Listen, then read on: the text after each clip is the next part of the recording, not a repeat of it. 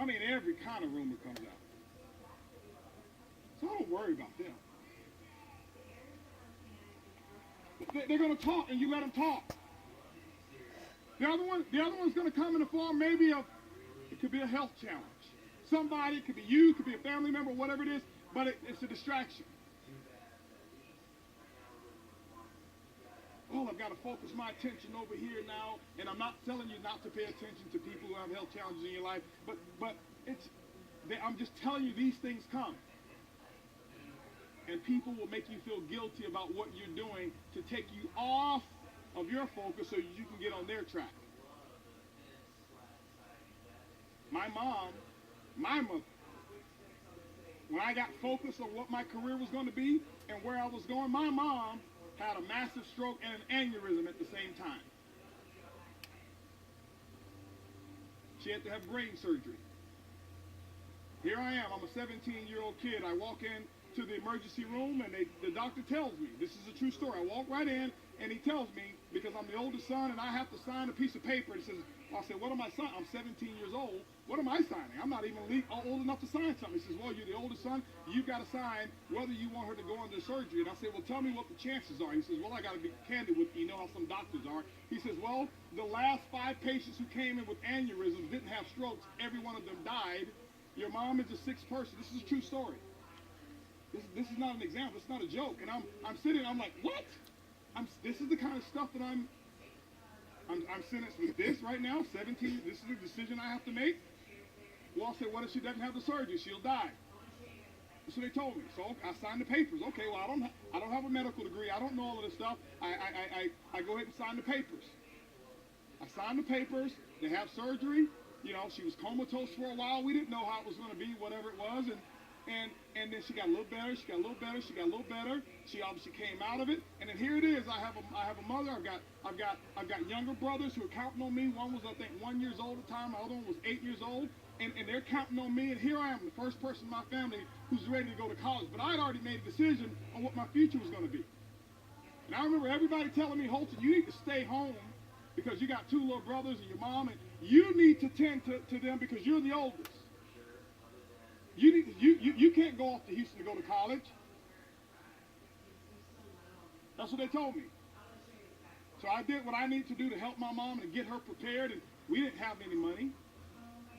So I did everything that I could do. I helped her. I would go to school every day. I'd come home, and I was her physical therapist because the hospital, we didn't have insurance, and so she couldn't have therapy. And every day I'd come home, and I'd spend an hour to 2 hours with her, teaching her how to walk, teaching her how to put on clothes, teaching her how to take care of herself. Why? I'm getting prepared because my dream was never, okay, I'm going to sit here and this one. My dream was to go out and do something better for my family, and I did that every single day. And when it was time for me to go to college, I left.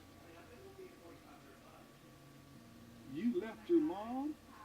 Ask her today, are you so glad that he went off and pursued his dream, or would you have wanted him to stay back there and do what he did? I'm not telling you the decision to make. I'm telling you, once you make a decision, you're going to have issues. You're going to have challenges. You're going to have it. You're going to have people quit. You're going to have uplines quit. And what?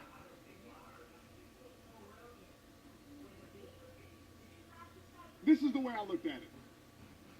And I am so glad they didn't have Twitter and Facebook and social media back in these days that I'm about to talk about. Can you imagine? Okay, I want you to imagine this. On Twitter. Okay? Here is the latest trending topic. Judas just left Jesus. Judas just quit. Judas quit, lady. And you're for.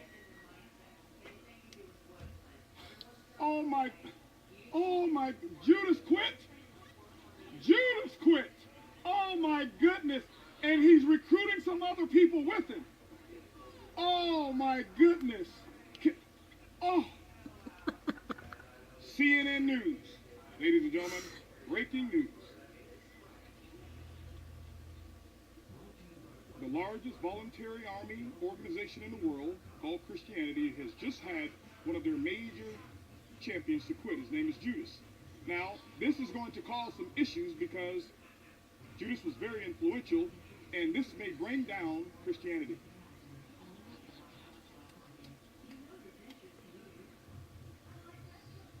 Hey, did you just get to that? Did you?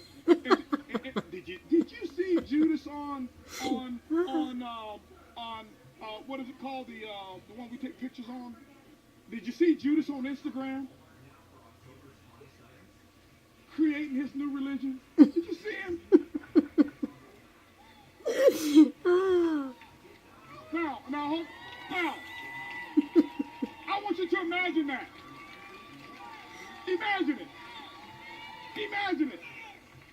Now, I want you to understand, I'm not here, and I'm not here promoting religion, or I'm not promoting Christianity. I'm sharing with you the story that I'm familiar with. And I want you to put it in context so that you understand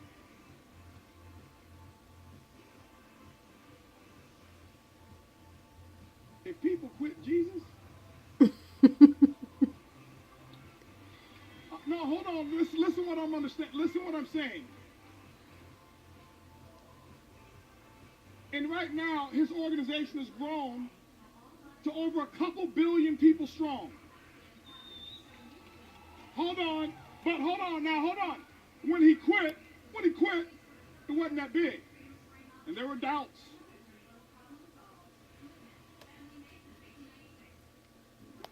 Anybody heard anything about Judas lately?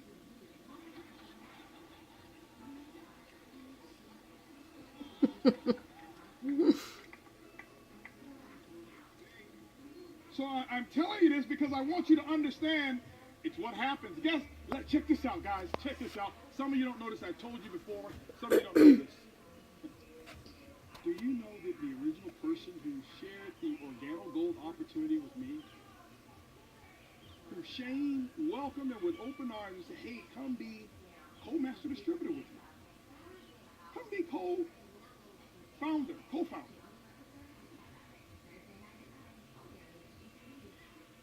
Quit.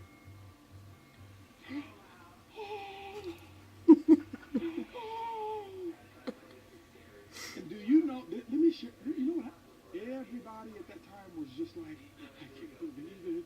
What's going to happen to Organo Gold?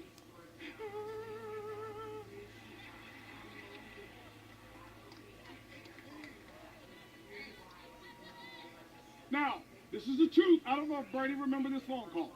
I was in my bedroom. Bernie called me up, and we kind of felt that we knew what was going to take place. This is what happened, okay? This is what happened. It's a true story, guys.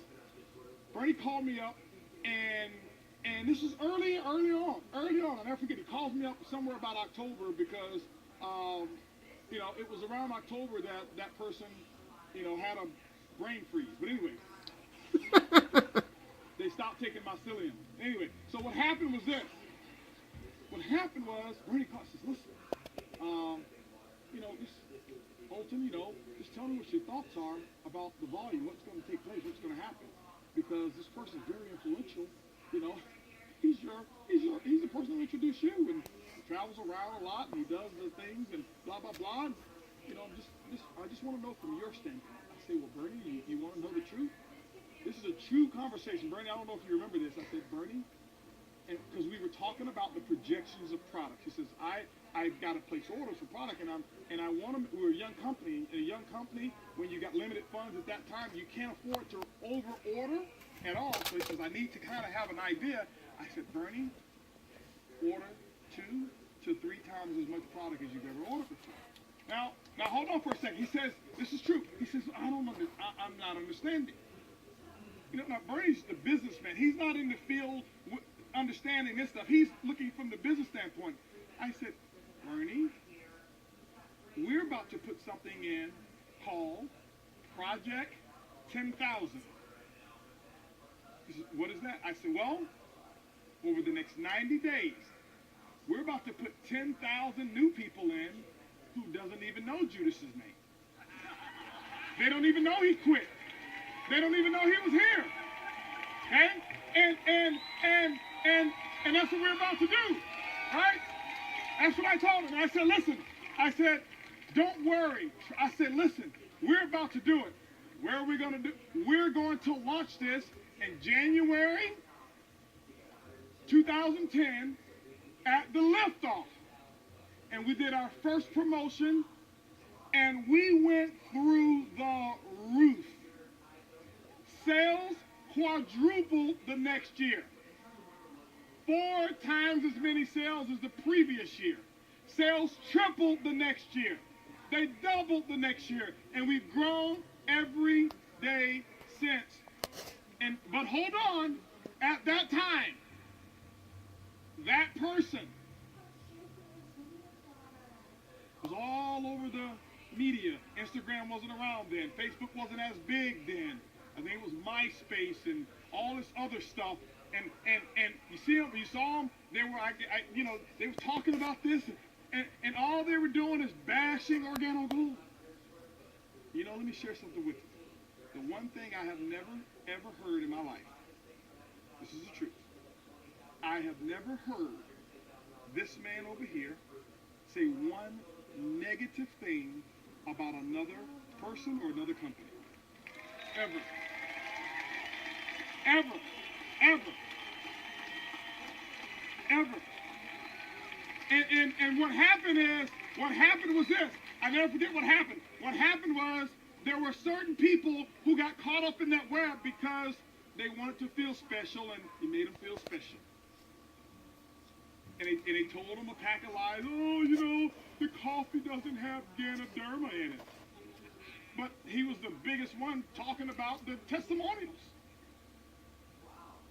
We don't, and they spun that web, and they got a few of them, and excitement wears off. Motivation, like Jose said, is about as long as a hot shower. And when that hot shower wasn't hot anymore, you can ask Shane. Many of them, all those leaders came crawling back saying, we didn't know any better. We know now. Can we come back? No!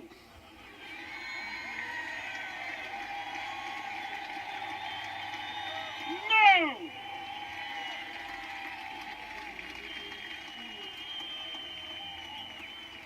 So what I'm telling you is every time you're about to do something big,